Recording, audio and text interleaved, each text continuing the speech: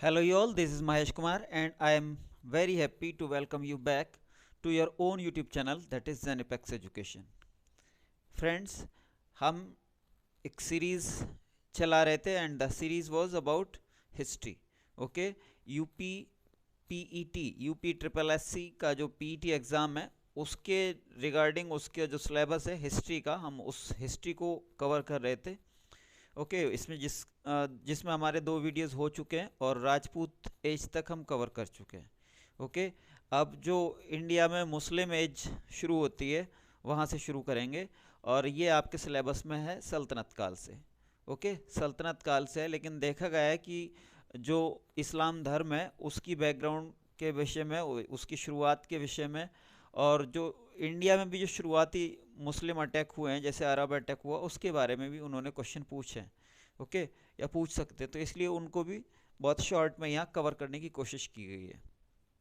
Okay, कोशिश यही है कि आपको ज़रूरी चीज़ें बताई भी जाएँ, सारी शेयर की जाएँ, जो इम्पोर्टेंट चीज़ें हैं स्पेशली, और कुछ फालतू भी ना हो.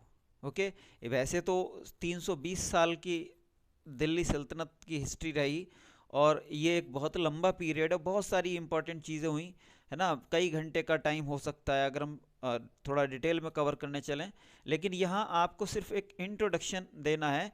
आपसे सिर्फ ये अपेक्षा की जाती है एग्जामिनर के द्वारा कि आपको जो बेसिक चीज़ें हैं कम से कम उनके बारे में पता होना चाहिए. ओके, जैसे कि मान लीजिए मार्केट कंट्रोल पॉलिसी है, बाजार नियंत्रण व्यवस्था अलाउद्दीन खिलजी की, तो भले से आपको वो पूरी तरह से याद ना हो, उसकी डिटेल्स याद ना हो, लेकिन इतना ज़रूर पता हो कि market control policy Alauddin Khilji ने लगाई थी और इसलिए लगाई थी कि जो उसके सेना है उसका वो भरण पोषण भी कर सके और किसी भी तरह की कोई अनवांटेड चीज़ें भी ना हो, है ना, उनको खुश संतुष्ट रख सके. तो कुछ ऐसा ही बस आपको बेसिक टाइप की नॉलेज चाहिए. तो चलिए शुरू करते हैं सल्तनत एज के बारे में. सल्तनत एज जैसा कि आप जानते हैं 1206 से 1526 तक सल्तनत एज रही. ओके, 1206 में जब कुतुबुद्दीन ऐबक यहाँ सुल्तान बनते हैं तब से दिल्ली सल्तनत की शुरुआत मानी जाती है. हालांकि कुतुबुद्दीन ऐबक ने अपनी जो राजधानी थी वो दिल्ली को नहीं बनाया था. ओके, उसने लाहौर से शासन किया था, उसकी राजधानी लाहौर थी.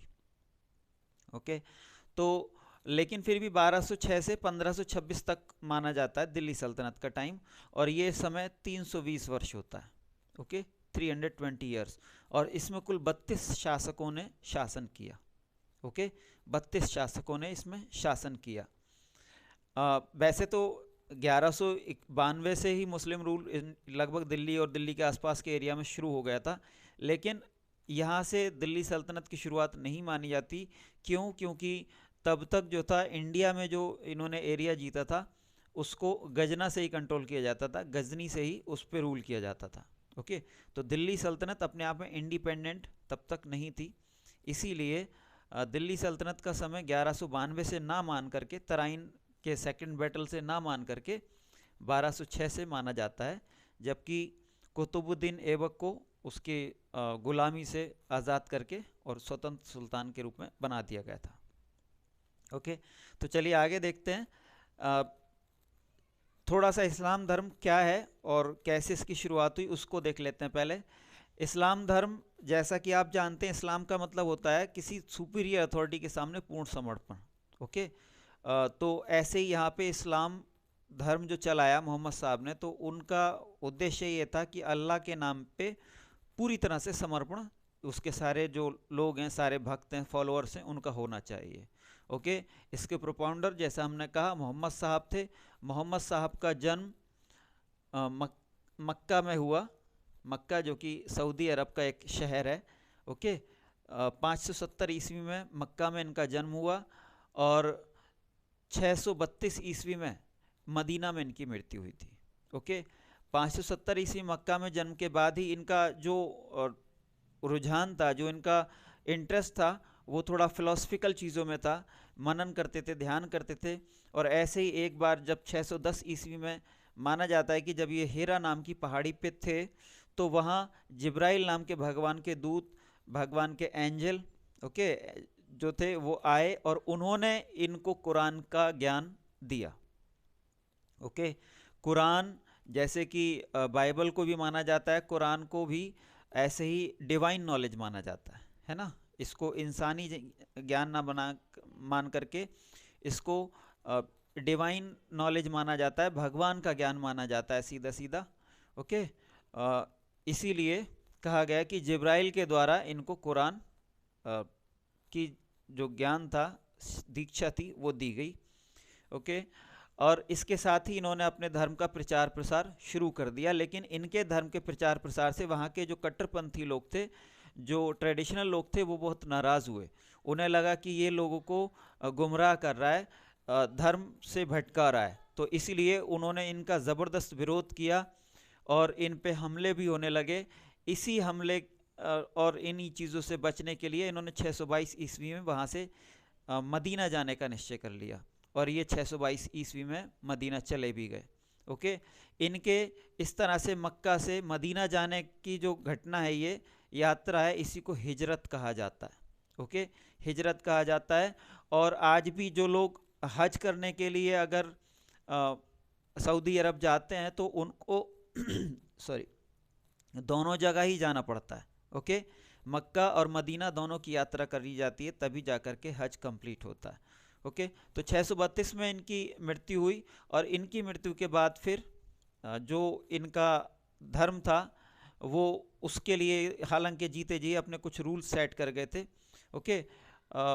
बहुत ही सिस्टमेटिकली वो आगे भी चलता रहा। और कैसे चला उसको ज़रा एक नज़र यहाँ देख लीजिए।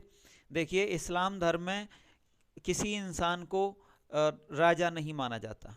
ओके। जो फाइनल रूलर माना जाता है, दुनिया जो इनके अनुसार, इस्लाम धर्म के अनुसार जो दुनिया चलाने वाला है वो कौन है? वो अल्लाह है। ओके। तो अल्लाह को ही राजा माना जाता है। ओके। किसी ह्यूमन बीइंग को राजा या वो नहीं माना जाता। अगर कोई दूसरा राजा कर रहा है तो राज कर रहा है तो उसको, उसका आप प्रतिनिधि तो कह सकते हो अल्लाह का, लेकिन वो राजा नहीं माना जाता। तो इसलिए अल्लाह को ये राजा मानते हैं। और मोहम्मद साहब जो थे वो अल्लाह का पैगाम लेकर के आए, संदेश लेकर के आए। संदेश को ही उर्दू में पैगाम कहते हैं, तो इसीलिए वो पैगंबर कहलाते हैं। ओके। पैगाम लेकर के आए, संदेश लेकर के आए, मैसेज लेकर के आए, तो इसलिए पैगंबर कहलाते हैं। ओके। तो सबसे बड़ा अल्लाह, उसके बाद जो बहुत ही मतलब रेवरेंस के प्रतीक हैं, हकदार हैं, तो वो माने जाते हैं पैगंबर। ओके। अब पैगंबर भी एक थे और वो आकर के चले गए, तो अब कौन इस्लाम धर्म को देखेगा? तो अब पैगंबर के भी जाने के बाद जो है, जो अथॉरिटी आगे इस्लाम धर्म के लिए काम करने वाली थी, उनको सही रास्ते पे रखने वाली थी, वो खलीफा कहलाई। ओके। और ऐसे ही पहले जो खलीफा थे अबू बकर थे। ओके। अबू बकर पहले खलीफा थे जो कि इन्होंने चुने थे और 632 से 634 तक रहे थे वो। तो खलीफा जो थे, मोहम्मद साहब के जाने के बाद जो धर्म के सबसे बड़ी अथॉरिटी थे इस्लाम धर्म के, वो खलीफा कहलाते थे। ओके। और ये एक लंबी लिस्ट चलती है। जैसे कि पहले जो 4 खलीफा हैं वो रशीदुन खलीफा कहलाते हैं, 661 तक रहे, कुल 29 साल 4 खलीफा। पहले सबसे पहले अबू बकर थे, फिर उमर हुए, फिर उस्मान हुए और फिर अली जिनका कि मर्डर किया गया और वो सीधे सीधे मोहम्मद साहब से रिलेटेड भी थे। ओके। तो पहले रशीदुन खलीफा कहलाते हैं, फिर उमैयद खलीफा कहलाए, उसके बाद फिर अब्बासी खलीफा हुए जो कि इराक के थे। और वहीं पे 1258 में जो एक खलीफा थे उनका मर्डर भी कर दिया गया हलाकू खान के द्वारा। ओके। और उसके बाद जो लास्ट खिलाफत थी वो आपकी टर्की में रही, है ना। 1924 में उसको पूरी तरह से ख़त्म कर दिया गया खुद टर्की के ही लोगों के द्वारा। ओके। तो 1924 तक खिलाफत किसी न किसी रूप में चलती रही है। ओके। तो खलीफा के बाद जो पूरा मुस्लिम वर्ल्ड है, पूरे वर्ल्ड में जो मुस्लिम इस्लाम धर्म को मानने वाले हैं, वो सब लोग एक कॉमन नाम से जाने जाते हैं, एंड दैट इज़ कॉल्ड उम्मत। ओके। तो उम्मत, सारी उम्मत का जो हेड रहेगा वो खलीफा रहेगा। और खलीफा के अलावा जो उनसे सुपीरियर अथॉरिटी थी वो पैगंबर साहब थे, और पैगंबर साहब से सबसे ऊपर जो है वो अल्लाह है। ओके। अगर हम इस्लाम धर्म के सिद्धांतों की बात करें तो ये सार्वभौमिक बंधुत्व के सिद्धांत पे काम करता है। ओके। कि सारी दुनिया जो है वो सब भाई भाई हैं, लेकिन ये जो भाई बंधु वाला जो लगाव है, इनका जो सिद्धांत है बंधुत्व का, ये सिर्फ और सिर्फ इस्लाम पे ही रिलेटेड है, इस्लाम तक ही लिमिटेड है। ओके, दूसरे लोगों को ये उसमें शामिल नहीं करते। असल में अगर आप इस्लाम धर्म को देखेंगे तो इन्होंने पूरी दुनिया के लोगों को, निवासियों को 3 हिस्सों में बांटा है। ओके, पहले तो वे जो कि इस्लाम धर्म को मानते हैं, ओके, जो इस्लाम धर्म को मानते हैं वो मुसलमान हैं, उम्मत जिन्हें कहा, ओके, उम्मत मुसलमान। तो इस्लाम धर्म को मानने वाले मुसलमान कहलाएंगे। और इस्लाम धर्म के अलावा कोई अगर ऐसे धर्म को मानता है जिसमें कोई एक ही किताब हो, ओके, जिसमें किसी कोई एक किताब हो और वो भी ऐसी डिवाइन वाली हो, डिवाइन नॉलेज वाली हो, यानी वो भी किसी इंसान के द्वारा लिखी हुई ना हो।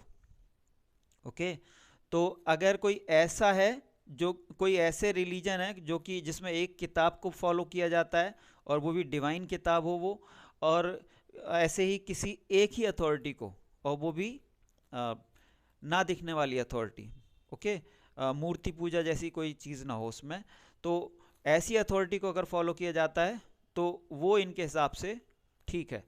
ओके, वो जो है वो अदर रिलीजन आएंगे और उनको जिम्मी कहा था इन्होंने। ओके, इन्होंने माना कि वो जिम्मी हैं, वो भी एक ही गॉड को मानते हैं, वो भी एक ही डिवाइन नॉलेज को मानते हैं, डिवाइन किताब को मानते हैं, तो वो जिम्मी कहलाएंगे।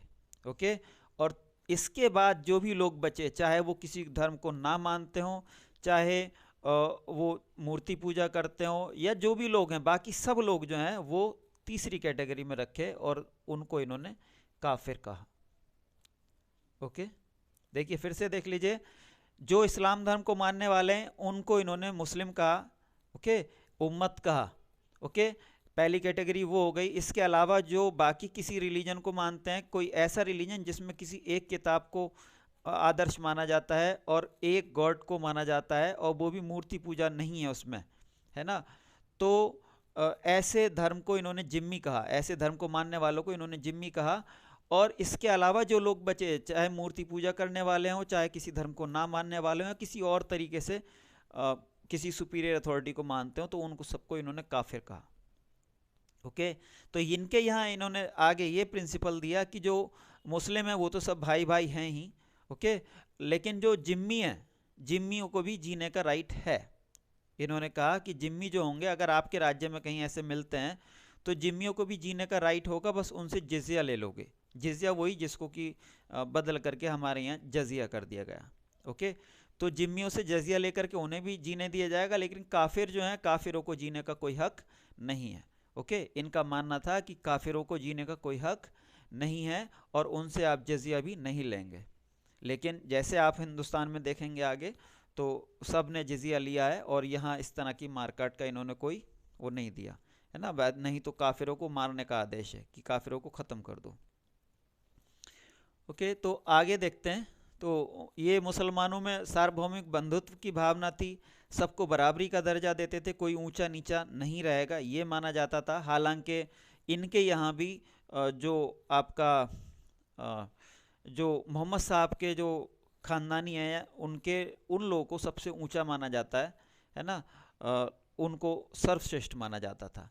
ऐसे ही जो दूसरी जातियां थीं, जैसे बाद में तुर्क कन्वर्ट हुए और दूसरे पठान कन्वर्ट हुए, तो ये लोग भी जो हैं वो सुपीरियरिटी वाली भावना तो सब में रहती है ना, और भले से सिद्धांत रूप से कुछ था, लेकिन वो जानबूझ करके वो मतलब जो प्रिंसिपल था कि सब घुल मिल जाएंगे और बराबरी का रहेगा, वो चीज़ प्रैक्टिकली नहीं दिखाई दी।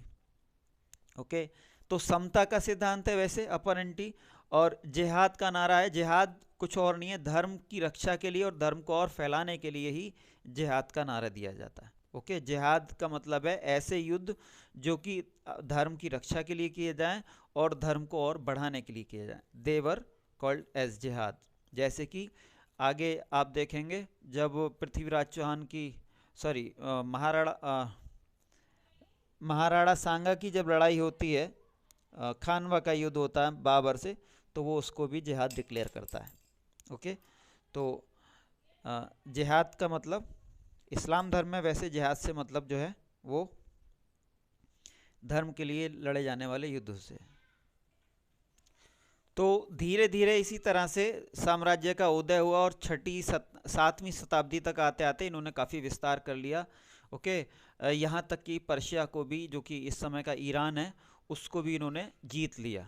ओके, उसको जीता 7वीं शताब्दी में। और वहाँ से जो कि उस समय तक जो दूसरा धर्म माना जाता था, जो जरथुस्त्र का धर्म था, पारसी धर्म लगभग पूरी तरह से ख़त्म हो गया। वहाँ सारे लोग कन्वर्ट कर लिए गए तलवार के दम पे। ओके, कुछ ने राजी से, बाकी तलवार के दम पे कन्वर्ट कर लिए गए। जो बचे थे वो कुछ लोग इंडिया भी आ गए। इसलिए आपको इंडिया की वेस्टर्न कोस्ट पे, यानी जो ईरान से लगती हुई कोस्ट है, ईरान की तरफ से जो सबसे पास की कोस्ट है, उधर आपको काफ़ी पारसी लोग मिल जाएंगे, जैसे कि आपके गुजरात और बॉम्बे में।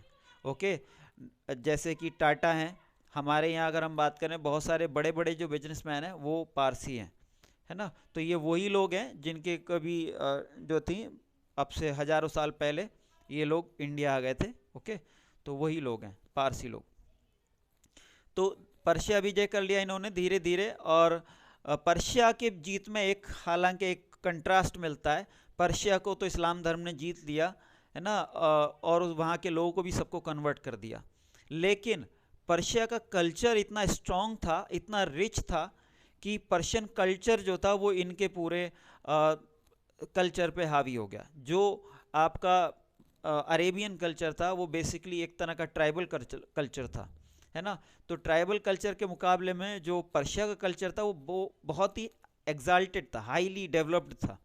तो इसीलिए अरब लोगों ने भी भले से जीत लिया पर्शिया को, लेकिन उसके कल्चर को अपनाया, उसकी भाषा को अपनाया। और आगे चल करके आप देखेंगे, जैसे कि इंडिया में भी जब इस्लाम रूल रहता है तो मोस्ट ऑफ द जो रचनाएं, अधिकतर बुक्स आपको, सारी की सारी बुक्स लगभग पारसी में ही मिलेंगी, और उनकी दरबार की कामकाज की भाषा जो है वही पारसी रहेगी। ओके, तो इंडिया पे अगर हम अटैक की बात करें तो इंडिया पे पहला अटैक जो सक्सेसफुल अटैक माना जाता है 711-712 में हुआ। कुछ जगह 711 मिलता है, कुछ जगह 712 मिलता है।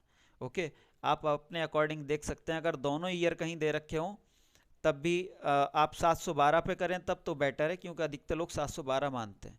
लेकिन अगर 711 कहीं दे रखा है तो तब भी उसको सही कर सकते हैं। तो मोहम्मद बिन कासिम ने 711-712 में इंडिया पे सक्सेसफुल अटैक किया। और उस समय सिंध का राजा जो था, इसने सिंध एरिया पे अटैक किया था मकरान तट से होकर के। ओके, तो मकरान तट से होकर के ये जहाँ आया लड़ने के लिए, वहाँ पे जो रूल कर रहे थे वो दाहिर नाम के राजा रूल कर रहे थे। दाहिर एक ब्राह्मण राजा थे। ओके, और ये एक बहुत ही टायरेंट टाइप के रूलर माने जाते हैं, जिनसे कि वहाँ की बहुत जनता जो थी बहुत नाराज़ थी।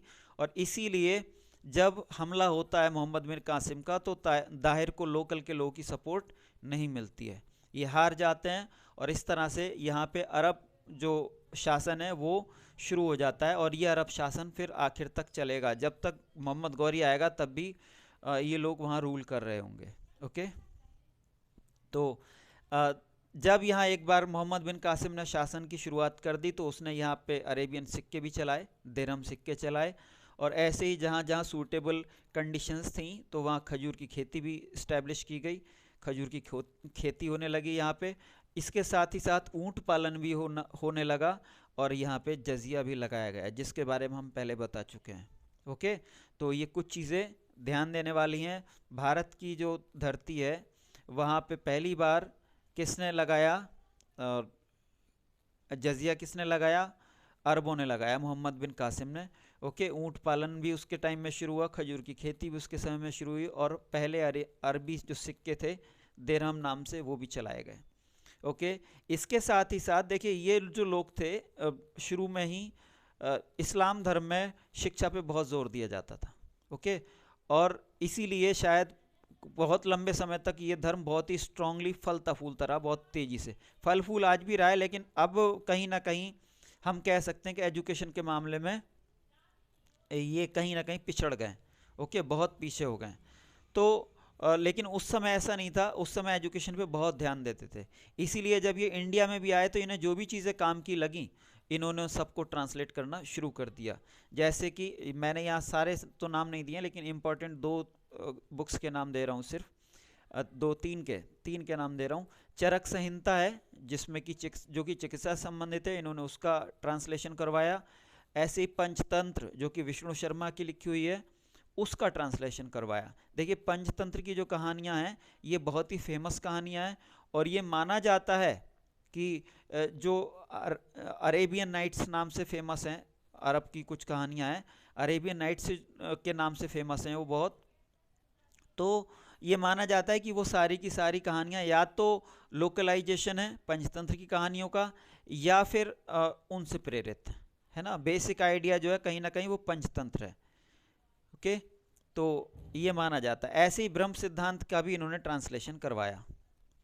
ओके, चलिए अब देखते हैं कि आखिरकार जो इंडिया में आने वाले जो विजेता लोग थे, जिन्होंने इंडिया में आकर के रूल इस्टेब्लिश किया, वो बेसिकली तुर्क लोग थे। तो उनके बारे में थोड़ा सा समझ लेते हैं कि आखिरकार तुर्क क्या थे। तो तुर्क जो थे वैसे एक कबीलाई जनजाति वाले लोग थे, मध्य एशिया से आए थे ये लोग भी, और बेसिकली मंगोलिया से थे, है ना। माना जाता है कि जो मंगोलों में ही जो तरह तरह की ट्राइब्स थी, उन्हीं में से उन्हीं की एक कलम, उन्हीं की एक संकर जाति के रूप में तुर्क हुए। और ये एक बहुत ही बहादुर, साहसी, बुद्धिमान ओके टाइप के लोग थे, और बहुत ही एनर्जेटिक लोग थे, है ना। इसीलिए वो बहुत ही शानदार लड़ाके साबित हुए। और एक टाइम ऐसा आया कि हिंदुस्तान ही नहीं बल्कि वर्ल्ड के बहुत बड़े हिस्से पे तुर्क लोग राज कर रहे थे। इंडिया से लेकर के अगर आप देखेंगे, इंडिया से लेकर के देखेंगे तो लगभग सेंट्रल यूरोप तक, और उधर आपके इजिप्ट तक, है ना, इधर स्पेन तक इन लोगों का रूल था। चाइना का भी बहुत बड़ा हिस्सा मंगोलों ने कब्जा रखा था, है ना, और आज भी वो वही लोग हैं। तो आप कह सकते हैं कि एक बहुत बड़ा स्फेयर था इनके इम्पैक्ट का, बहुत बड़ा एरिया इन्होंने इम्पैक्ट किया। तो एक बेसिकली एक कबीलाई जनजाति थी, बर्बर टाइप के लोग थे बहुत ही, जो कि मंगोलिया के जैसे होते हैं। उनके हालात वहाँ ऐसे थे कि क्रूरता करना उनके लिए ज़रूरी था। अगर खुद क्रूर नहीं होते तो दूसरे उन्हें मार डालते। ओके, तो इसीलिए बहुत ही बर्बर टाइप के लोग थे। लेकिन धीरे धीरे जैसे ये इस्लामिक कल्चर के संपर्क में आए, स्पेशली पर्शियन कल्चर के संपर्क में आए, तो काफ़ी इन्होंने सुधार किया अपने आप में। ओके, रोजगार की तलाश में ये लोग पर्शियन जो किंगडम था उधर पहुँचे, और जो दूसरे राज्य थे आसपास, सामानी किंगडम वगैरह, उधर पहुँचे। और वहाँ जब ये पहुँचे तो मुस्लिमों से इनका सामना हुआ, मुस्लिमों से मिले, ये इस्लाम धर्म से कांटेक्ट हुआ। और क्योंकि इस्लाम धर्म में ख़ास तौर से जो लाइफ स्टाइल है ना, लाइफ स्टाइल के मामले में अगर हम बात करें तो इस्लाम धर्म में और इनकी जो कल्चर थी उसमें कोई बहुत ज़्यादा डिफरेंस नहीं था, इसलिए बड़े इजीली कन्वर्ट हो गए, है ना। जैसे कि अगर हम खान पान की बात करें तो मीट ये ऑलरेडी खाते थे, और लगभग सभी जानवरों का खाते थे, तो इसीलिए बहुत ईजीली ये उस धर्म में कन्वर्ट हो गए, है ना। और जो दूसरे धर्म थे वो इनको अट्रैक्ट नहीं कर पाए, और इसलिए भी अट्रैक्ट नहीं कर पाए क्योंकि जो मुस्लिम राज्य थे, मुस्लिम राज्यों का ही अधिकतर मुस्लिमों का ही रूल था मध्य एशिया और वेस्ट एशिया में, अधिकतर एरिया में। तो वो इनको ज़्यादा व्यवहारिक भी लगा। इस्लाम धर्म का अगर राज कहीं है तो जनरली दूसरे इस्लामिक जो स्टेट होते हैं आसपास, उनसे उतना ज़्यादा खतरा नहीं है। ऐसा नहीं कि आप मतलब बिल्कुल सुरक्षित हो, सुरक्षित तो आप तब भी नहीं हो, वो भी आप पे हमला कर सकते हैं। लेकिन फिर भी आसानी से अगर कोई एक मुस्लिम दूसरे मुस्लिम राज्य पे हमला कर रहा है तो उसको दूसरे बाकी मुस्लिमों की सपोर्ट जनरली नहीं मिल पाती। ओके, तो इसीलिए इनको एक व्यवहारिकता भी उसमें लगी कि अगर हम मुस्लिम बन जाएंगे तो हम आसानी से रूलर्स बन भी सकते हैं और बने भी रह सकते हैं। ओके, अगर हम पहले तुर्क शासक की बात करें तो अलप्तगीन का नाम मिलता है। अलप्तगीन जो कि समानी किंगडम में एक दास था, पहले मिलिट्री जनरल था। ओके, लेकिन 1963 में इसने अपना 1962 के आसपास इसने अपना राज इस्टेब्लिश किया, और 1963 में इसकी डेथ हो गई। ओके, 963 के बाद जब इसकी डेथ होती तो इसका गुलाम था सुबुक्तगीन। सुबुक्तगीन का राज शुरू हो जाता है। ओके, और गजना इनकी कैपिटल थी, वहाँ इनका राज शुरू हो जाता है। और इसी का बेटा महमूद गजनवी होता है, जो कि लगभग 997 के अराउंड गद्दी पर बैठता है। जब सुबुक्तगिन की डेथ होती है 997 या 99 के आसपास, तो जो गद्दी पे बैठता है वो महमूद गजनवी बैठता है, और ये महमूद गजनवी वही है जो इंडिया पर अटैक करेगा। ओके, ये जिस वंश को बिलोंग करते थे वो यामनी वंश कहलाता था, और गजनी इनकी कैपिटल थी। 986 में पहला, अगर हम इंडिया पे पहले अटैक की बात करें तो सुबुक्तगीन ने ही इंडिया पे पहला अटैक कर दिया था, और ये किया था 986 में। और ये इसकी जो लड़ाई हुई थी वो जयपाल से हुई थी, जो कि हिंदू शाही रूलर थे। कश्मीर के आसपास इनका रूल था, तक्षशिला कश्मीर के आसपास, और वहाँ ये रूल करते थे, और इन पे अटैक किया था और इनको हरा दिया था। ओके, सुबुक्तगिन ने इनको हरा दिया था। उसके बाद गजनबी ने भी इन पे अटैक किया 1001 के आसपास, और फिर से इन्हें हरा दिया। और इस तरह से बार बार हारने की वजह से ये फ्रस्ट्रेट हो गए, और फ्रस्ट्रेट होकर के ये माना जाता है कि इन्होंने आत्महत्या कर ली थी। ओके, फ्रस्ट्रेट होकर के ये माना जाता है कि जयपाल ने, जो कि हिंदू शाही राजा थे, वो बार बार जो गजनवी के शासकों से हार रहे थे, पहले सुबुक्तगिन से, फिर उसके बेटे से महमूद गजनवी से, जब वे हारे तो उन्होंने जो था सुइसाइड कर ली। हालांकि ये माना जाता, इसमें थोड़ा सा कहीं ना कहीं कंट्रास्ट मिलता है, और कुछ कहते हैं कि उन्होंने उसमें नदी में डूब करके आत्महत्या की थी, कुछ कहते हैं कि अपने आप को इमोलेट कर लिया था, आग लगा करके सुसाइड कर ली थी। फिलहाल जो भी हो, गजनबी, महमूद गजनबी जो कि है बहुत ही एक, हम कह सकते हैं बार बार उसने इंडिया पे हमले किए, लूटने के लिए हमले किए, और इंडिया वाले उसको एक लुटेरा के नाम से ही जानते हैं, एक लुटेरे के रूप में जानते हैं, जिसने 17 बार हमले किए, और मोस्टली यहाँ के जो धन धान्य से भरे हुए जो मंदिर थे स्पेशली उनको निशाना बनाया, है ना।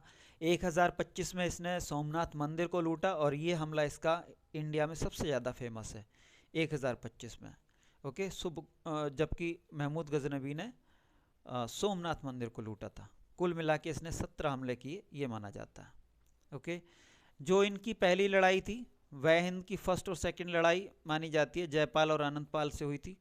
वह हिंद एक लड़ाई का मैदान था, एक काफ़ी बड़ा मैदानी क्षेत्र था, वहीं पे जयपाल और अनंतपाल, जयपाल फादर था और उसी का बेटा अनंतपाल था। ओके, तो बाद में महमूद गजनवी ने अनंतपाल को भी हराया।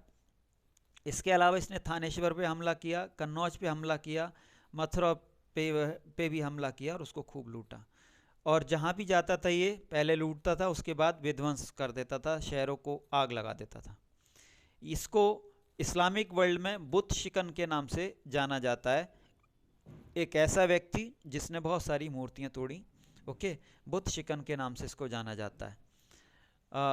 इसके साथ ही अलबरूनी नाम का एक यात्री आया था, जिसने की बहुत ही अच्छी डिटेल दी है इसके हमलों के बारे में भी, और इंडिया के बारे में भी, उस समय का जो कल्चर था इंडिया का उसके बारे में भी। तो इंडिया के बारे में जानने के लिए उस समय के लिए के हिसाब से एक बहुत ही इम्पोर्टेंट सोर्स है अलबरूनी की किताब, और उस किताब का नाम है किताब उल हिंद। ओके, किताब उल हिंद, तो ये बहुत ही इम्पोर्टेंट है, इसको ध्यान रखिएगा। अलबरूनी जो कि एक यात्री था, बहुत ही बड़ा विद्वान था, हम पिछले वीडियो में इसके बारे में बता चुके हैं, है ना, कि बहुत ही बड़ा विद्वान था, और इसने किताब उल हिंद लिखी। पहला व्यक्ति था जिसने कि भारत में आकर के पुराणों का अध्ययन किया, है ना, पुराणों का अध्ययन करने वाला पहला मुस्लिम व्यक्ति था। भारत में मुस्लिम शासन इसी के साथ इस्टेब्लिश होता है, सॉरी अभी नहीं, मोहम्मद गौरी के टाइम में होगा, मुस्लिम शासन इस्टेब्लिश होगा। दिल्ली सल्तनत के नाम से ये जाना जाएगा, और इसकी जो शुरुआत होती है वो होती है तराइन के युद्ध से। ओके, तराइन के 2 युद्ध हुए, पहला तो हुआ 1191 में और दूसरा हुआ 1192 में। 1191 का जो युद्ध था उसको हार गया मोहम्मद गौरी, हार गया उसको, और पृथ्वीराज चौहान की जीत हुई। लेकिन जब सेकंड युद्ध होता है तो उसमें मोहम्मद गौरी जीत जाता है और पृथ्वीराज चौहान हार जाते हैं 1192 में। ओके, इसके साथ ही दिल्ली और दिल्ली के आसपास जो मुस्लिम रूल इस्टेब्लिश हो जाता है, और इसको और आगे जो बढ़ाते हैं वो कुतुबुद्दीन ऐबक बढ़ाते हैं, जो कि उसके मिलिट्री जनरल थे। ओके, इल्तुतमिश इस वंश को और आगे बढ़ाते हैं। ओके, और ये जो पहला वंश जो रूल करने बैठता है यहाँ पे तख्त पे, वो ममलूक वंश कहलाता है। ममलूक इसलिए क्योंकि ये सारे वो लोग हैं जो कि बेसिकली गुलाम लोग थे, दास लोग थे। ओके, और शासन पे बैठने से पहले पहले इनको इनकी दासता से मुक्त कर दिया गया, क्योंकि इस्लाम धर्म के अनुसार कोई दास जो है वो किंग नहीं बन सकता, वो रूल नहीं कर सकता। ओके, तो इसीलिए दासता से इनको मुक्त कर दिया जाता था जिससे कि ये सुल्तान बन सकें।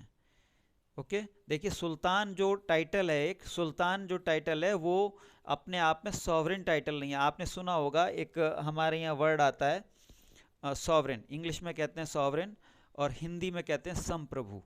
ओके, तो संप्रभु या सॉवरेन का मतलब ये होता है जिसको कि राजपाट से रिलेटेड सारे अधिकार हों, है ना। तो सुल्तान जो है वो सारे अधिकारों वाला नहीं होता। सुल्तान लगभग वैसे ही पद है जैसे कि आपने सुना होगा नायब, नायब से ही बिगड़ते हुए नवाब बना था। ओके, तो ये भी एक ऐसा ही वर्ड है। जैसा कि मैंने पहले बताया था आपको कि इस्लाम में दुनिया का किंग किसको माना जाता है, अल्लाह को, है ना। किंग तो अल्लाह है, तो दूसरा कोई किंग नहीं हो सकता, है ना। तो इसीलिए वही सिद्धांत इनके यहाँ चलता था। अल्लाह के बाद पैगंबर का नंबर था, पैगंबर साहब भी अब नहीं थे। उसके बाद खलीफा का नंबर था, तो खलीफा एक ही होता था, है ना। और वो काफ़ी दूर, हिंदुस्तान से काफ़ी दूर बैठा था वो। तो उस खलीफा के अंडर में ही दुनिया भर के जो मुस्लिम शासक थे वो रूल करते थे, और वो इसीलिए सुल्तान कहलाते थे। ओके, वो सुल्तान इसीलिए कहलाते थे क्योंकि वो उसके अंडर में रूल करते थे। इसीलिए जो ये हिंदुस्तान के भी जो दिल्ली सल्तनत वाले जो सारे शासक हैं वो सुल्तान कहलाते हैं सिर्फ, क्योंकि बेसिकली ये भी उन्हीं के अंडर में थे। जैसे इल्तुतमिश ने 1229 में उनसे सर्टिफिकेट भी लिया था। तो ममलूक वंश की स्थापना हुई। कुतुबुद्दीन ऐबक एक बहुत ही दानी व्यक्ति था, इसलिए उसको लाख बख्श की उपाधि दी गई, जो कि लाखों का दान करने वाला हो, लाख बख्श। ओके, बहुत ही स्वीटली वो कुरान को पढ़ता था, इसलिए उसको कुरान खां भी नाम दिया गया।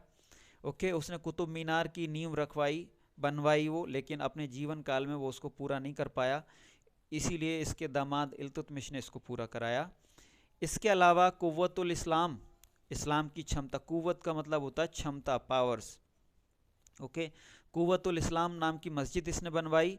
इसके अलावा एक 2.5 दिन की झोपड़ा मस्जिद बनवाई। कुव्वतुल इस्लाम जो है इस टाइम कुतुबुद्दीन ऐबक की जो कुतुब मीनार है उसके आसपास ही है बनी हुई, उसी कॉम्प्लेक्स में है। जबकि 2.5 दिन का झोपड़ा जो मस्जिद है ये आपकी आज से याद कर लीजिएगा अजमेर में है। ओके,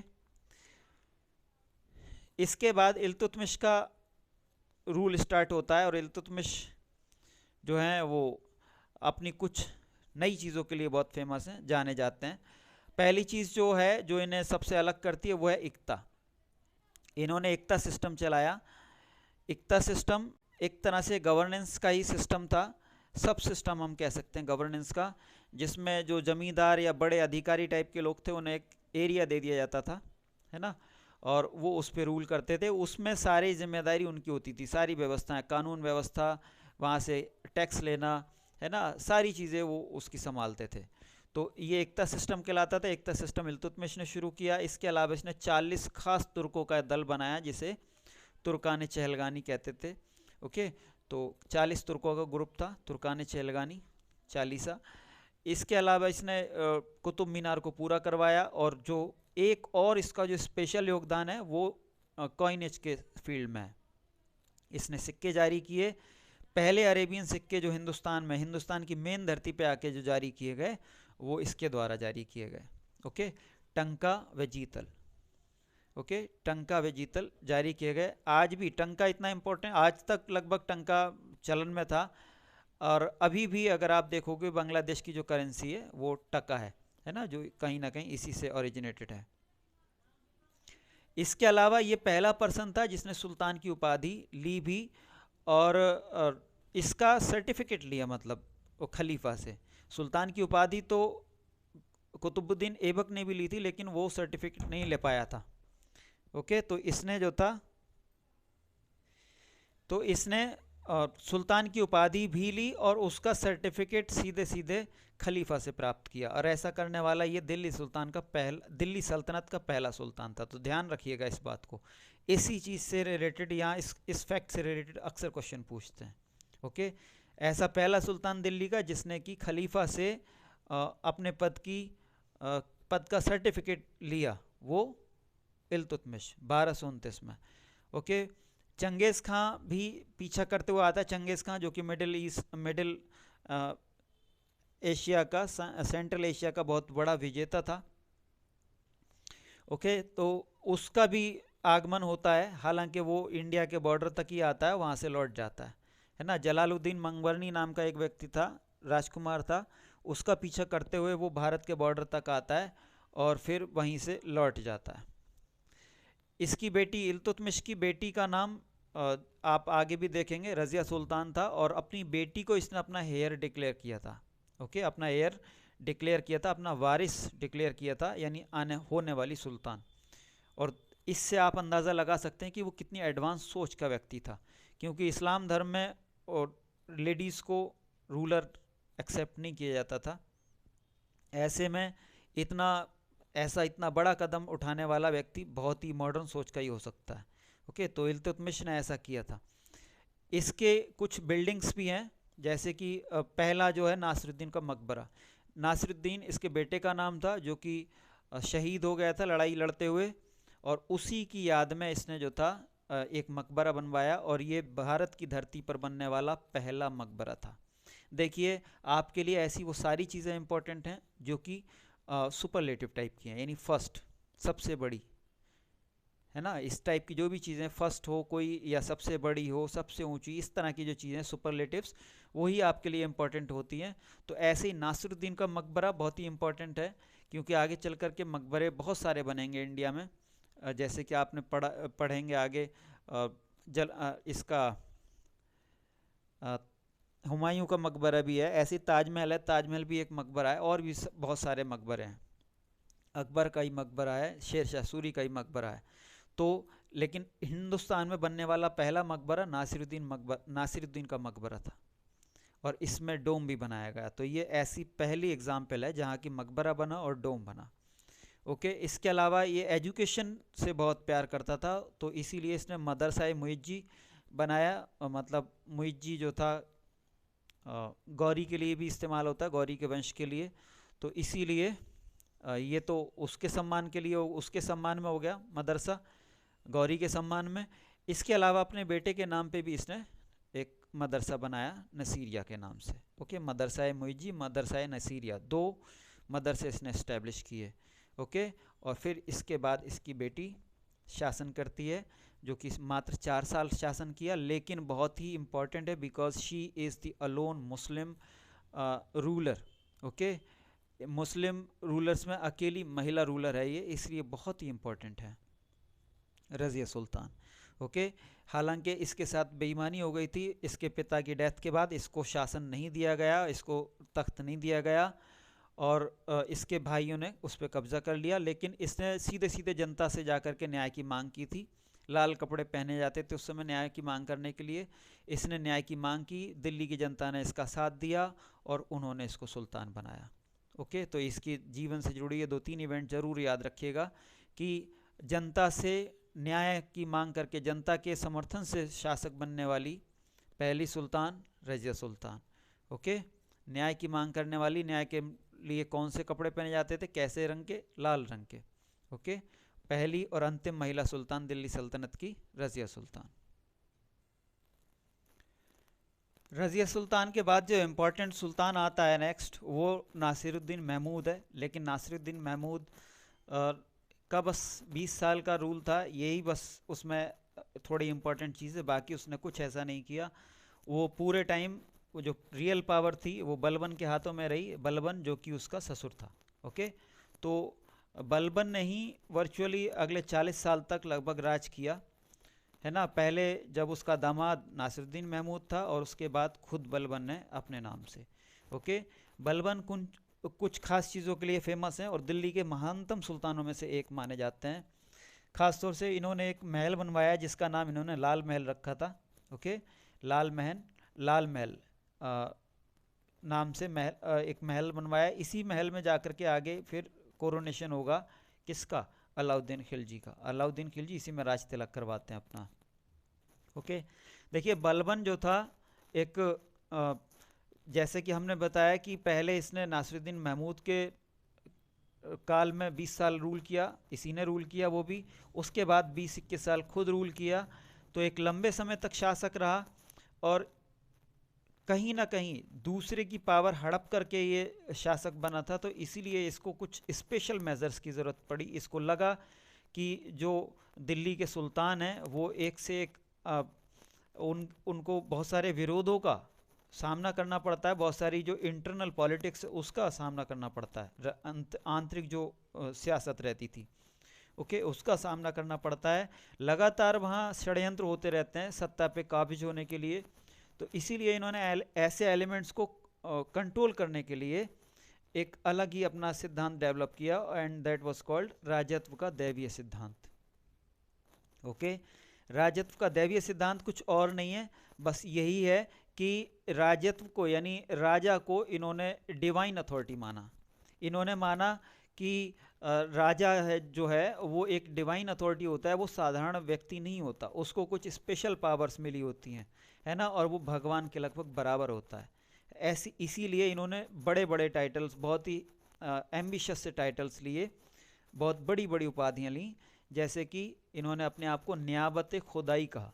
नियाबत खुदाई मतलब नायब, नायब खुदा, भगवान का नायब ना, जिसको सीधे भगवान ने चुनाव के लिए तुम रूल करो, वो नायब। तो नियाबत खुदाई और जिल्ले इलाही यानी भगवान की परछाई। ओके ऐसे इन्होंने टाइटल्स लिए, ये साबित करने के लिए कि वाकई में जो राजा है वो दैवीय अधिकारों वाला होता है, उसको भगवान की चॉइस होती है, उसको भगवान का समर्थन होता है, साधारण व्यक्ति राज नहीं कर सकता। ओके इसके अलावा ये बहुत ही सिंसियर, बहुत ही सोबर टाइप के रहते थे। कहा जाता है कि ये दरबार में बिल्कुल कभी मुस्कुराते तक नहीं थे, कभी किसी से सिविल ड्रेस में भी नहीं मिले, हमेशा पूरी ड्रेस पहनते थे। एक बहुत ही ऑफुल पर्सनैलिटी क्रिएट करी थी। एक बहुत लंबी दाढ़ी थी इनकी, काफ़ी लंबी और करीने से सजी हुई दाढ़ी थी, और ऊपर क्राउन लगाते थे। क्राउन भी बहुत ऊंचा था। ये माना जाता है कि क्राउन के टॉप से और दाढ़ी के टो तक, मतलब दाढ़ी का जो निचला हिस्सा है वहाँ तक का जो लंबाई थी लगभग 4 फुट की होती थी। ओके तो आप लगा सकते हो 4 फुट, अगर कोई गर्दन हिलाएगा इस तरह से सामने बैठा हुआ व्यक्ति, तो 4 फुट का जो पूरा लेंथ है वो हिलेगी, है ना। तो एक बहुत ही अजल अलग सी पर्सनैलिटी क्रिएट करी, अपने चारों तरफ कुल मिला के एक ऐसा ऑरा क्रिएट करने की कोशिश की कि कोई उनके अगेंस्ट खड़ा ना हो सके, कोई विद्रोह ना कर सके। और तब भी अगर किसी ने किया तो उसे बहुत ही सख्त सजा दी। जरा सा कानून तोड़ने पे अपने इन्होंने गवर्नर्स तक को नहीं बख्शा। ओके बहुत ही सख्त सजा देते थे, इसीलिए ताकि सब लोग डरे रहें। यही जो पॉलिसी थी इनकी, वो लॉ ऑफ रक्त की नीति कहलाती है। देखिए दो सिद्धांत इनके बहुत फेमस हैं, एक तो ये राजत्व का दैवीय सिद्धांत, दूसरा लॉ व रक्त की नीति। लॉ व रक्त की नीति और कुछ नहीं था, यही था कि सिंपल सी भी अगर किसी से गलती हो रही है ना, तो उसको सख्त से सख्त सज़ा दो, चाहे फिर वो गवर्नमेंट ऑफिशियल हो, चाहे कोई प्राइवेट पर्सन हो। ओके कोई भी हो, माफ़ी की कोई गुंजाइश नहीं है, सख्त से सख्त सज़ा दो, जिससे कि उस पर शासन का, सत्ता का, सुल्तान का डर बना रहे। ओके कोई इनके अगेंस्ट किसी तरह का षड्यंत्र ना कर सके, इसके लिए इन्होंने बहुत ही मजबूत स्पाई सिस्टम डेवलप किया। ओके खुफिया तंत्र, जासूस तैनात किए उसके लिए, और वो जासूस सीधे इनको रिपोर्ट करते थे। ओके तो बहुत ही बड़ा और बहुत ही हम कह सकते हैं सुगठित जो था स्पाई सिस्टम इन्होंने बनाया था। इसके अलावा आर्मी और आर्मी के मेंटेनेंस पे इन्होंने विशेष ध्यान दिया, है ना। इनके टाइम में मंगोलों के बहुत हमले होते थे, बहुत हमले हुए, लगभग इनके टाइम से लेकर के और अगले जो 50 साल हैं लगभग ना, 1330s तक लगभग बहुत हमले होते हैं। मोहम्मद बिन तुगलक के टाइम में लास्ट हमला होता है, और अलाउद्दीन खिलजी, जलालुद्दीन खिलजी, इनको बहुत अटैक का सामना करना पड़ता है मंगोलों के। ऐसे ही एक मंगोलों के अटैक में बलबन का बेटा भी शहीद हो गया था, मोहम्मद। ओके मोहम्मद उसका नाम था, तो उसमें शहीद हो गया था। तो मंगोलों से इन्होंने बहुत ही संघर्ष किया, और उसके लिए जाहिर सी बात है बहुत ही अच्छी आर्मी चाहिए थी, बड़ी आर्मी चाहिए थी। तो इन्होंने एक बहुत ही वेल मेंटेन्ड आर्मी बनाई। इसके अलावा जो पूरा पंजाब का एरिया था, वहाँ पे इन्होंने लाइन से बहुत सारे किले बनाए, जिधर से हो करके मंगोलों के हमले होते थे, वहीं पे इन्होंने किलेबंदी की बहुत ही अच्छी सी। ओके, जैसे मैंने बताया दैवीय राजत्व का सिद्धांत दिया था इन्होंने, ऐसे ही इन्होंने हर उस चीज़ को अपनाया जो अपने आप में एग्जाल्टेड थी, अपने आप में भव्य थी। इसीलिए इन्होंने पारसी संस्कृति की बहुत सारी चीज़ें अडॉप्ट की, है ना। जैसा हम पहले भी बता चुके हैं, पारसी संस्कृति बहुत ही डेवलप्ड थी, तो इसीलिए इन्होंने पारसी संस्कृति से बहुत कुछ अडॉप्ट किया। सबसे पहले तो इन्होंने अपने आप को ही पारसी लोगों से जोड़ा और कहा कि मैं जो हूँ अफरासियाब का वंशज हूँ। अफरासियाब एक मिथिकल फिगर है वहाँ की, जो कि एक बहुत ही वीर पर्सन थे, एंशियंट सॉरी एंशियंट पर्सिया के बहुत ही वीर व्यक्ति माने जाते हैं, बहुत ही बहादुर व्यक्ति माने जाते हैं अफरासियाब। इन्होंने कहा कि हम उसी के वंशज हैं, इसलिए हमें रूल का भी अधिकार है और आपके हम सम्मान के भी हकदार हैं। इसी तरह से इन्होंने पारसी संस्कृति से रिलेटेड ही नौरोज जो कि वहाँ का न्यू ईयर होता है, उसको मनाना शुरू किया। ऐसे ही वहाँ का जो सिजदा सिस्टम था, सम्राट के सामने झुक करके उसके पैरों को चूमना, या उसके सामने की हाँ उसके पैरों को चूमना, झुक करके सलाम करना, उसको ये सिजदा कहलाता है। ऐसे ही सम्राट के पैरों के सामने की ज़मीन को चूमना, वो पायबोस कहलाता है। तो सिजदा और पायबोस का सिस्टम इन्होंने अपने यहाँ लागू किया। मंगोलों से संघर्ष हम बता चुके हैं, मंगोलों से इन्होंने बहुत ज़बरदस्त संघर्ष किया था, जिसमें इनके बेटे की भी मौत हुई थी। इसके बाद 1290 से खिलजी वंश आ जाता है। खिलजी वंश जो कि सबसे कम समय तक रूल करने वाला वंश था। ओके, खिलजी वंश आता है 1290 से, और जलालुद्दीन खिलजी इसकी इस्टेब्लिशमेंट करते हैं। कई बार खिलजियों को तुर्क ना मान करके लोग पठान मानते हैं या अफगानी मानते हैं सिंपली। हालांकि अधिकतर जो हिस्टोरियंस हैं उन्होंने इस थियरी को नकारा है और उन्होंने कहा है कि नहीं, खिलजी लोग जो थे टर्की थे बेसिकली, हालांकि ये बहुत पहले आकर के यहाँ बस गए थे अफ़गानिस्तान में, और वहाँ की हेलमंद घाटी में ये रहते थे। तो बहुत समय से क्योंकि वहाँ रह रहे थे, इसलिए इन्होंने बहुत सारा जो लोकल का कल्चर था, अफ़गानी कल्चर, उसको अपना लिया था, जिससे कि कुछ हिस्टोरियंस को ये गलतफहमी होती है कि ये मूलतः अफ़गानी ही थे। ओके, तो जलालुद्दीन खिलजी के समय में एक बहुत इम्पोर्टेंट घटना हुई। अब्दुल्ला नाम का एक मंगोल था, उसने हमला किया दिल्ली पे, लेकिन उसको हरा दिया गया इनके द्वारा। और हारने के बाद में उसने कहा कि हम यहीं रहना चाहते हैं। कुछ लोग यहीं रुक गए, 4000 के समथिंग, और उन्होंने कहा कि हमें यहीं बसने की इजाज़त मिलनी चाहिए। तो उनको इजाज़त दी गई और मंगोलपुरी नाम से उनको बसा दिया गया दिल्ली में ही। आज भी मंगोलपुरी दिल्ली में है। ओके, इसके बाद 1296 में जलालुद्दीन खिलजी का मर्डर करके उनके भतीजे और दामाद अलाउद्दीन खिलजी शासक बनते हैं। और अलाउद्दीन खिलजी दिल्ली सल्तनत के, पूरी दिल्ली सल्तनत के 320 साल के इतिहास के सबसे महान शासक थे। Okay, Alauddin Khilji is considered to be the greatest ruler of Delhi Sultanate of all time.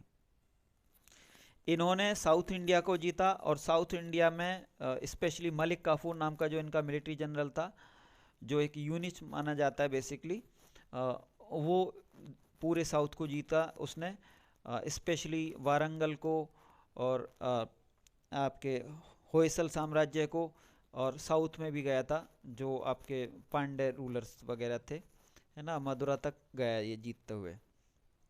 तो जब ये वारंगल को जीतता है, जो कि इस समय का तेलंगाना है, तो वहीं से इसको कोहिनूर हीरा मिलता है, वही वर्ल्ड फेमस कोहिनूर हीरा, जिसके इस टाइम 3 पीसेज हो गए। ओके, तो वारंगल को जीता इसने, और वारंगल से प्रताप रुद्रदेव नाम के जो शासक थे वहाँ उस समय, उनसे इसको कोहिनूर हीरा प्राप्त हुआ। ओके, इसके अलावा अगर हम बात करें अलाउद्दीन खिलजी की, तो अलाउद्दीन खिलजी ने आर्किटेक्चर के फील्ड में भी अपना योगदान दिया और अलाई दरवाज़ा बनवाया। ओके, अलाई दरवाज़ा जो है कुतुब कॉम्प्लेक्स में ही स्थित है, और उसके मेन गेट के तौर पे मेन गेट है ये, जो यहाँ पे कुव्वतुल इस्लाम मॉस्क बनवाई थी कुतुबुद्दीन ऐबक ने, उसके गेट के रूप में काम करता है अलाई दरवाज़ा। ओके, इसके अलावा सीरी फोर्ट बनवाया इसने। वहीं पर मंगोल समस्या से ये भी बहुत जूझा, लेकिन लगातार इसने मंगोलों को एट बे रखा, मतलब लगातार उन्हें परास्त करता रहा। कभी अपने ऊपर हावी नहीं होने दिया। इसने बहुत सारे प्रशासनिक सुधार किए और प्रशासनिक सुधारों के लिए बहुत ज़्यादा फेमस है। और सबसे जो खास बात है इसकी वो ये है कि इसने स्थायी सेना बनाई। ओके, मंगोलों से ही बचने के लिए स्पेशली इसने एक परमानेंट आर्मी की स्टैब्लिशमेंट की। और उस आर्मी के लिए इतनी बड़ी आर्मी, 2.5-3 लाख की कम से कम इसकी आर्मी थी, हालांकि कुछ लोग 5 लाख तक भी बताते हैं। जो भी थी, बहुत बड़ी आर्मी थी and that was permanent. Okay, दो फीचर्स उसके खास बनाते हैं, एक तो बहुत बड़ी थी, दूसरा वो परमानेंट आर्मी थी और एक बहुत ही ट्रेंड आर्मी थी। तो अब इतनी बड़ी आर्मी के लिए बहुत उनको सैलरी पे करने के लिए बहुत पैसा चाहिए। तो इसके लिए इसने कुछ मार्केट रिफॉर्म्स भी किए और उन रिफॉर्म्स में ही जो बहुत ही इम्पोर्टेंट है वो है एमसीपी। ओके, एमसीपी एमसीपी यानी market control policy. Market control policy को अगर आप और अगर डिटेल से पढ़ना चाहते हैं तो इसी वीडियो के डिस्क्रिप्शन बॉक्स में आपको लिंक मिल जाएगा, वहाँ से आप उसको देख सकते हैं।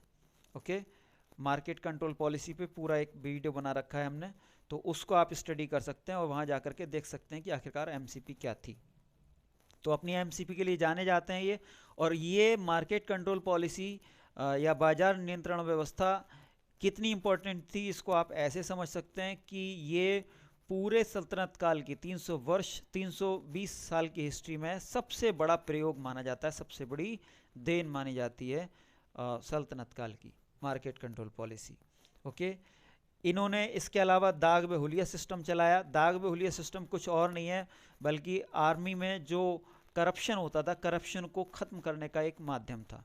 ओके, दाग सिस्टम क्या था कि जो घोड़े हुआ करते थे या जो दूसरे जानवर होते थे आर्मी के, उन सब पे चिन्ह लगाए जाते थे। शाही चिन्ह होता था एक तरफ, और एक तरफ जो लोकल का जो भी नायब या जो भी अथॉरिटी है उसका चिन्ह होता था। ओके, दाईं तरफ, सबके दाईं तरफ जो है वो दिल्ली सल्तनत का चिन्ह होता था, निशान होता था उसके पुट्ठों पे परमानेंट। और ऐसे ही बाएं पुट्ठे पर लोकल का जो उनका ऑफिशियल है उसका रहता था। ये इसलिए किया गया कि कोई करप्शन ना कर सके। करप्शन ऐसे कई बार क्या होता था कि जैसे कि मान लीजिए दो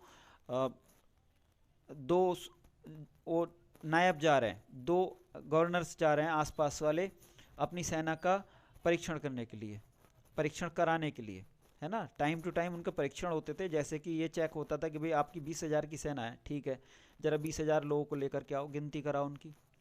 ओके, तो उनकी गिनती के लिए हुलिया सिस्टम था। हुलिया में जो सैनिक होते थे उनका पूरा जो पहचान वगैरह होती थी, जैसे कि आजकल के टाइम में होता है, वो लिखी होती थी, है ना, कि जैसे कि परमानेंट कोई मार्क है कि नहीं है, हाइट कितनी है, चौड़ाई कितनी है चेस्ट वगैरह की, और ऐसी सारी चीज़ें। तो उसका सारा हुलिया होता था।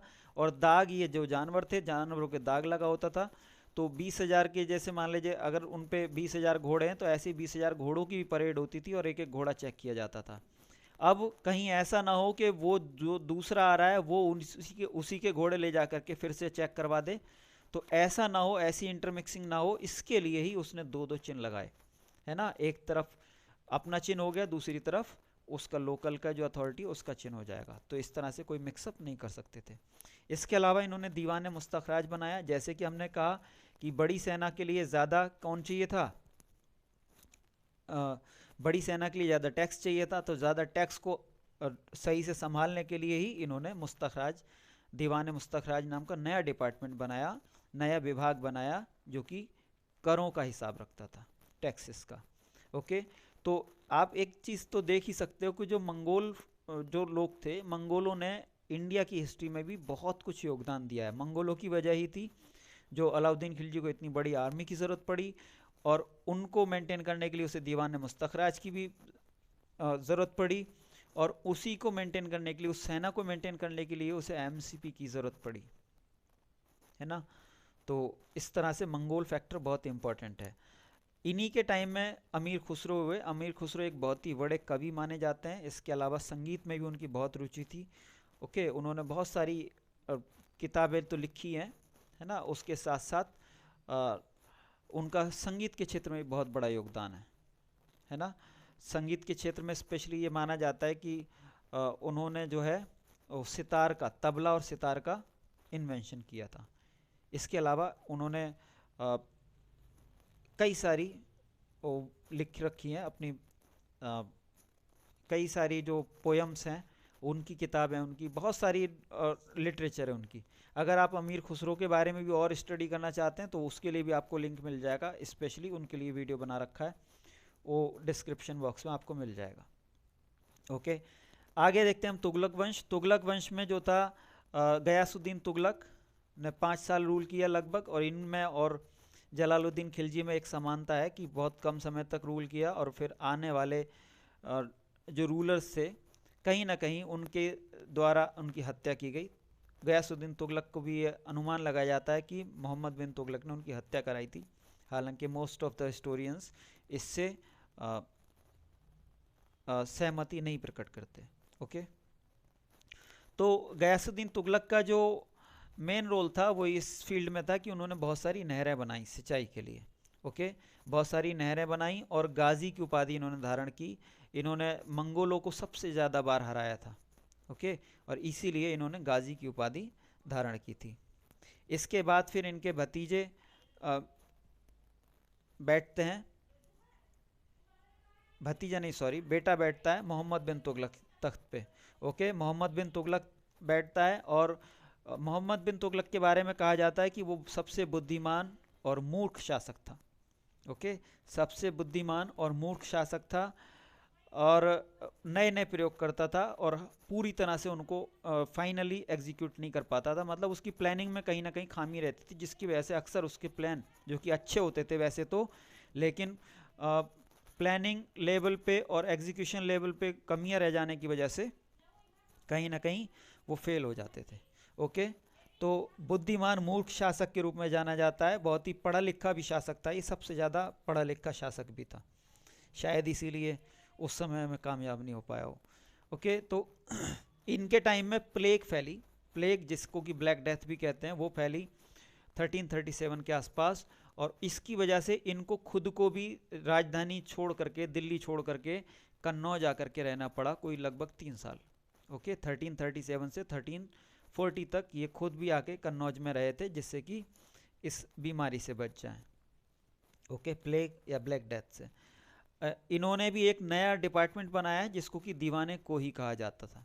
ओके, देखिए इनके जो चाचा, इनके जो पिताजी थे तुगलक, गयासुद्दीन तुगलक, उन्होंने नहरें बनवाई सिंचाई के लिए, और उससे सिंचाई अच्छी होगी, खेती अच्छी हुई, खेती अच्छी हुई तो उसमें इनको और खेती को संभालने की ज़रूरत पड़ी, तो इसके लिए इन्होंने एक नया डिपार्टमेंट बना दिया, दीवाने को ही। ओके, इसके अलावा ये इसलिए भी जाने जाते हैं कि इनके समय में सबसे बड़ा साम्राज्य था। ओके, जो ज्योग्राफिकल बाउंड्रीज थी इनके साम्राज्य की वो सबसे बड़ी थी, और पूरे दिल्ली सल्तनत काल में सबसे बड़ा साम्राज्य इनके अंडर में रहा। हालांकि इन्हीं के टाइम में फिर विद्रोह भी हुए, और सबसे ज़्यादा विद्रोह इन्हीं के समय में हुए। 22 विद्रोह माना जाता है कि इनके समय में हुए। ओके, जो कि सबसे ज़्यादा है किसी भी सुल्तान के लिए, और किसी दिल्ली के सुल्तान के समय में इतने विद्रोह नहीं हुए।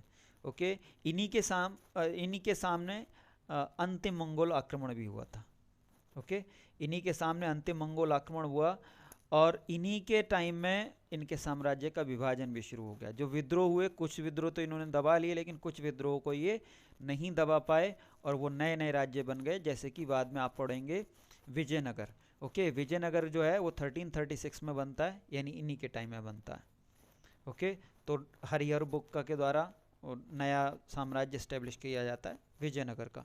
ऐसे ही साउथ में ही बहमनी किंगडम बनेगा 1347 में, यानी वो भी इन्हीं के टाइम में बनेगा, क्योंकि 1351 तक मोहम्मद बिन तुगलक का राज रहता है। ओके, तो 2 बड़े साम्राज्य तो यही बनते हैं, इसके अलावा भी छोटे छोटे कई सारे साम्राज्य बन जाते हैं। ओके, जैसा हम पहले भी कह चुके हैं, ये अपने नए नए प्रयोगों के लिए बहुत फेमस रहे, और इनके अधिकतर जो प्रयोग थे वो फेल भी रहे। इनके कुछ जो मेन नए नए प्रयोग थे उनमें था आपका कर वृद्धि। कर वृद्धि इन्होंने, जब इनको लगा कि आप कुछ एक्स्ट्रा टैक्स की ज़रूरत है, तो इन्होंने जो गंगा यमुना का दोआब है उसमें टैक्स की बढ़ोतरी कर दी थी। ओके, दिल्ली से लगभग इलाहाबाद तक का जो गंगा और यमुना के बीच का जो मैदान है या उनके आसपास के, तो उनकी जो पैदावार रही है वो शुरू से ही बहुत अच्छी रही है, इसीलिए इस दोआब क्षेत्र में कर की वृद्धि कर दी गई थी। इसके अलावा राजधानी परिवर्तन किया इन्होंने। ओके, राजधानी परिवर्तन दिल्ली से दौलताबाद के लिए किया। वही दौलताबाद जो पहले देवगिरी हुआ करता था।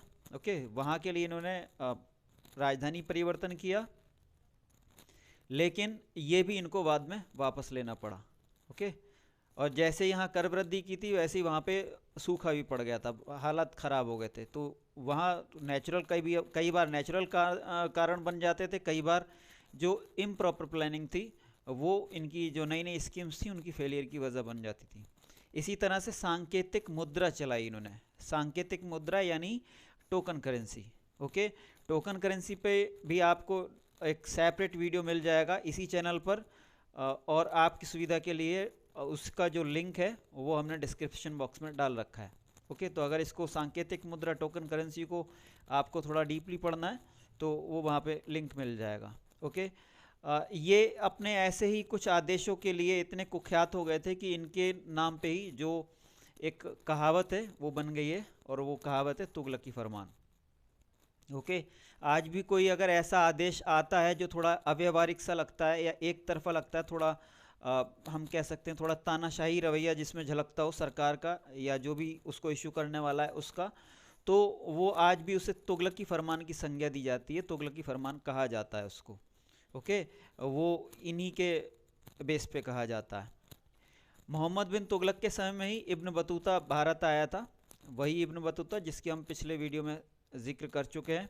महान यात्री थे, मोरक्को देश के थे, और इन्होंने रेहला बुक लिखी और उसमें इंडिया के बारे में और इनकी पूरी यात्रा के बारे में बड़े ही रोचक वर्णन दिए हुए हैं। मोहम्मद बिन तुगलक की मृत्यु 1351 में हुई। 1351 में इनकी मृत्यु के बाद फिरोज़ तुगलक गद्दी पर बैठे, जो कि इनके कज़िन थे, और वो अपने कुछ खास कार्यों के लिए फेमस हैं। इनकी माँ हिंदू थी, ये कहा जाता है कि इनकी माँ जो थी वो हिंदू थी, और इन्होंने ब्राह्मणों पर जजिया लगाया था। ओके, बहुत ही कट्टरपंथी शासक थे ये। यहाँ मैं सिर्फ ब्राह्मणों पे जजिया लगाने की बात से ही नहीं कह रहा, बल्कि इस सेंस में भी कि इन्होंने बहुत सारी जो पब्लिक वेलफेयर की स्कीम्स लाए ये वो स्पेशली मुस्लिम्स के लिए रखी। इसके अलावा जब कभी इनके राज्य में किसी मुस्लिम ने विद्रोह किया तो इन्होंने उसको बहुत ज़्यादा सख्ती से डील नहीं किया। जैसे आपने पीछे देखा बलबन ने अपने सगे रिश्तेदारों तक कोई सख्त से सख्त सज़ा दी, इसीलिए उसके राज्य में फिर विरोध ही नहीं होते थे।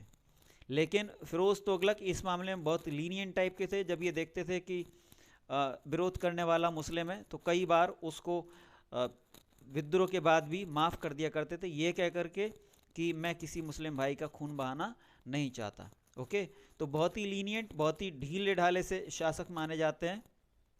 इन्हीं के बारे में एक छोटी सी स्टोरी भी है कि एक बार ऐसे ही सेना का निरीक्षण चल रहा था, घोड़ों की चेकिंग चल रही थी, तो एक व्यक्ति इनके पास आया और वो कहता है कि बहुत ही करप्शन है ना, और घोड़ों को पास कराने के इस तरह से 2-2 रुपये या 1-1 रुपया जो भी है वो मांग रहे हैं।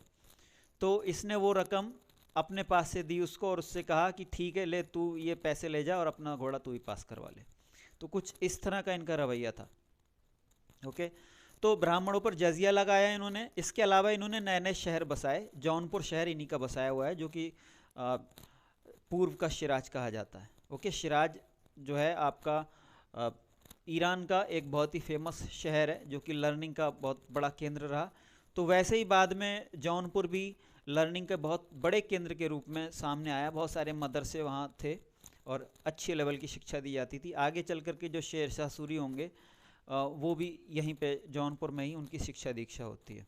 ओके, तो जौनपुर जिसे पूर्व का शिराज कहा जाता है वो भी इन्होंने बसाया। फिरोज़पुर बसाया, फिरोज शाह बसाया इन्होंने। इसके अलावा और भी कई सारे शहर इन्होंने बसाए। ऐसे ही हिसार शहर भी इन्हीं का बसाया हुआ है। ओके, फिरोज शाह कोटला जो कि अब उसका नाम बदल के दूसरा कर दिया है, अरुण जेटली के नाम पे कर दिया है, क्रिकेट ग्राउंड का भी, तो वो एरिया जो था वो भी इन्हीं के द्वारा बसाया गया था। इसके अलावा इन्होंने एक दीवान खैरात नाम का डिपार्टमेंट खोला, नया डिपार्टमेंट। इस डिपार्टमेंट में जो था गरीबों को दान दिया जाता था, लेकिन फिर मैं बता दूं कि ये दान जो था स्पेशली सिर्फ और सिर्फ मुस्लिमों के लिए था। ऐसे ही दारुल शफा नाम से इन्होंने बहुत सारे हॉस्पिटल्स खोले पब्लिक वेलफेयर के लिए, जहां लोगों का फ्री में इलाज किया जाता था या बहुत कम दामों पे इलाज किया जाता था। बहुत ज़्यादा डिटेल इनके बारे में मौजूद नहीं है। मैरिज ब्यूरो खोला, बहुत ही, मैं ये कह सकता हूँ कि ये भी बहुत इनोवेटिव टाइप के रूलर थे। जैसे मोहम्मद बिन तुगलक ने बहुत सारे इनोवेशंस किए नए नए, वैसे ही फिरोज़ तुगलक ने भी बहुत सारे नए नए इनोवेशंस किए। दारुल शफा हॉस्पिटल्स खोले, मैरिज ब्यूरो, उस समय में मैरिज ब्यूरो खोला इन्होंने, पीडब्ल्यूडी डिपार्टमेंट खोला, पब्लिक वर्क्स डिपार्टमेंट, ओके। और उसके तहत इन्होंने बहुत सारे पुल और दूसरी इस तरह की जो सार्वजनिक इस्तेमाल की बिल्डिंग्स वगैरह होती हैं वो कंस्ट्रक्शंस कराए इन्होंने। इसके अलावा रोजगार कार्यालय खोला इन्होंने, ओके। रोजगार कार्यालय भी इन्होंने खोला और 1388 तक इन्होंने रूल किया, ओके। 1388 तक इन्होंने रूल किया। और पूरी अगर हम दिल्ली सल्तनत की बात करें तो शायद सेकंड नंबर पे ये आते हैं लॉन्गेस्ट टाइम रूल करने में, ओके। इसके बाद फिर कई सारे नॉन सो इम्पोर्टेंट शासक हुए, और ऐसे ही एक शासक थे नासिरुद्दीन महमूद, ओके। उनके टाइम में ही जो था तैमूर का आक्रमण हुआ था, ओके। उनके समय में ही तैमूर का आक्रमण हुआ 1398 में, और पूरा जो नॉर्थ इंडिया था उसने भयंकर लूटपाट और खून खराबे को देखा था इसमें। 1414 तक कुल मिलाकर के ये वंश चलता रहा, तुगलक वंश। और इनके बाद सैयद वंश आया। सैयद वंश जो था इसकी स्थापना खिज्र खां ने की थी। खिज्र खां जो कि तैमूर का गवर्नर था। तैमूर ने जाते समय में जो पंजाब और उसके आसपास का एरिया था वहाँ का गवर्नर अपॉइंट किया था खिज्र खां को, ओके। तो जब फिरोज तुगलक के वंशज इतने कमज़ोर पड़ते हैं कि वो अब आगे शासन सत्ता नहीं संभाल सकते थे, तो उसने मौका देखा और शासन पे खुद कब्जा कर लिया। लेकिन ये कहा जाता है कि इसने सुल्तान की उपाधि धारण नहीं की, बल्कि अपने आप को रैयत आला कहा इसने, ओके। अपने आप को इसने रैयत आला कहा और सुल्तान की उपाधि या अपने आप को सुल्तान नहीं कहलाया, और ऐसा करने वाला ये एकमात्र सुल्तान था दिल्ली का। इसके बाद इनका जो नेक्स्ट रूलर था, इनका जो सक्सेसर था, वो मुबारक शाह था। मुबारक शाह सैयद वंश का महानतम शासक माना जाता है। याहिया बिन सरहिंदी ने इसके लाइफ के ऊपर ही एक बुक लिखी है, ओके, तारीख़ मुबारक शाही। तो ये सैयद वंश का सबसे महानतम शासक माना जाता है। सैयद वंश की जो ड्यूरेशन है वो 37 ईयर्स है, और 1451 में सैयद वंश को हटा करके बहलोल लोदी आ जाते हैं शासन पे, ओके। बहलोल लोदी के शासन में आने के साथ ही फर्स्ट अफ़गान राज्य की इस्टेब्लिशमेंट होती है। दिल्ली में जो पहले अफ़गान लोग थे, मूलतः जो ओरिजिनली जो अफ़गानिस्तान के थे, वो लोदी वंश था, ओके। तो पहले लोदी वंश की इस्टेब्लिशमेंट होती है बहलोल लोदी के द्वारा, और बहलोल लोदी के बारे में कहा जाता है कि उसका जो जन्म हुआ था वो सर्जरी से हुआ था, ओके। सर्जरी से हुआ था, और ये भी हिंदू माँ से पैदा था, ये कहा जाता है। सबसे लंबे समय तक सुल्तान रहा है। दिल्ली के जितने भी सुल्तान हैं उनमें सबसे लंबे समय तक ये सुल्तान रहा। मैं फिर से कह रहा हूँ कि जो सुपरलेटिव्स हैं वो आपके लिए बहुत इंपॉर्टेंट हैं, तो इस चीज़ का ध्यान रखिएगा। ये सिंहासन पर नहीं बैठता था। जो अफ़गानी जो रूलिंग सिस्टम है, जो उनके प्रिंसिपल्स हैं, उसमें ये माना जाता है कि सारे अफ़गानी बराबर हैं, ओके। ये माना जाता रहा था कि सारे अफ़गानी बराबर हैं, कोई अफ़गानी एक दूसरे से बड़ा या ऊंचा नहीं है, सब बराबर हैं। तो इसीलिए ये जो इसके दरबारी होते थे उनके साथ नीचे कालीन वगैरह बिछा करके उनके साथ ही बैठता था सिंहासन पे, उनसे ऊंचे स्थान पर नहीं बैठता था, ओके। इसकी मृत्यु लू लगने से हुई थी, और इसके बाद फिर सिकंदर लोदी आगरा का सुल्तान बनता है, सॉरी दिल्ली का सुल्तान बनता है।